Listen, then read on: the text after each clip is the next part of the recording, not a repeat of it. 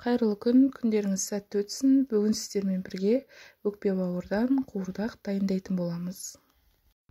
Өте дәмді тағам, сіздерде бір жасағаннан шығатынына сенімдімін. Видеоны соңына дейін көріп, егер ұнаған болса, лайк, комментарий жазуларыңызды сұраймын. Алда шығатын жаңа рецепттерді жіберіп алмас үшін каналға жазылып қойыңыздар. Ең алдымен өкпе бауыр етімізді жақсылап жуып аламыз. Біз өкпемізді бір қайнатып пісіріп аламыз. Сол кезде туралуға да оңай және де өте жұмсақ болып шығады.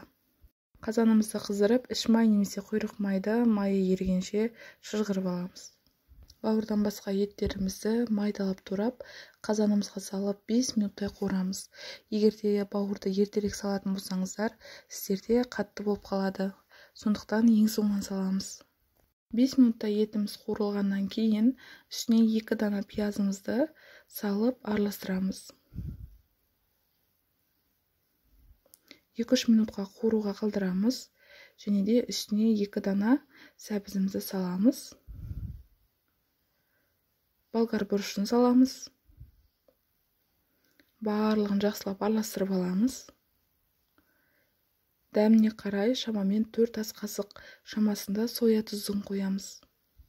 Соя тұзын көп мөлшерде пайдаланатын болсақ, бізде қуырдағымызды қарайтып жібереді, сондықтан 4 немесе 5 ас қасықтан асырмаймыз. Дәміне қарай тұзымызды қосып араластырып аламыз. Алдын ала турап дайындап алған картоптарымызды саламыз. Мен ортасынан бір бөлікке бөлдім. Лавр жапырағын қосамыз.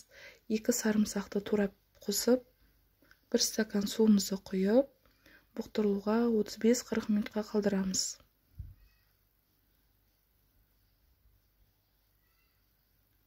Барлық керекті заттардың мөлшерін описаниеге жазып кететін боламын. 35 немесе 40 минуттан кейін қазанымызға бауырларымызды саламыз. 15-20 минут шамасында ғана пісіреміз. Сонымен бізде тағамымыз дайын болады. Өте дәмді болып шығады, жасап көріңіздер. Алда шығатын жаңа рецепттерді жіберіп алмас үшін каналға жазылып қойыңыздар. Ас болсын.